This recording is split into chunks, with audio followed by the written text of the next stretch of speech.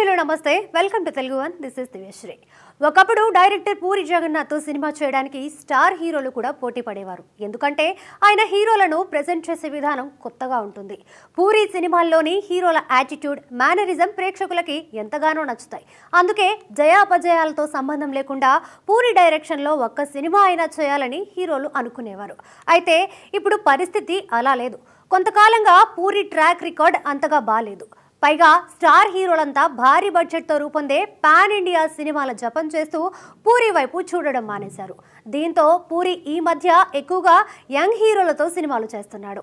ఇప్పుడు మరో యంగ్ హీరోతో పూరి సినిమా చేయడానికి సిద్ధమవుతున్నట్లు తెలుస్తోంది. ప్రస్తుతం రామ్ పోతినేని హీరోగా డబుల్ ఇస్మార్ట్ అనే సినిమాని రూపొందిస్తున్నాడు పూరి జగన్నాథ్. 2019లో రామ్ పూరి కాంబినేషన్లో బ్లాక్ బస్టర్ మూవీ ఇస్మార్ట్ శంకర్కి సీక్వెల్గా వస్తున్న డబుల్ ఇస్మార్ట్ పై మంచి అంచనాలే ఉన్నాయి. తాజాగా విడుదలైన టీజర్కి కూడా మంచి రెస్పాన్స్ వచ్చింది. ముఖ్యంగా టీజర్ మాస్ ని బాగా ఆకట్టుకుంది. ఈ చిత్రం త్వరలోనే ప్రేక్షకుల ముందుకు రానుంది. ఇదిలా ఉంటే పూరి తన తదుపరి సినిమాని తేజ సజ్జాతో చేస్తున్నట్లు సమాచారం. హనుమాన్తో సంచలన విజయాన్ని అందుకొని పాన్ ఇండియా వైడ్గా గుర్తింపు తెచ్చుకున్న తేజ ప్రస్తుతం కార్తిక్ ఘట్టమనేని డైరెక్షన్లో మిరాయి మూవీ చేస్తున్నాడు. ఈ ప్రాజెక్టు తర్వాత తేజ పూరితో చేతులు కలపబోతున్నట్లు వినికిడి.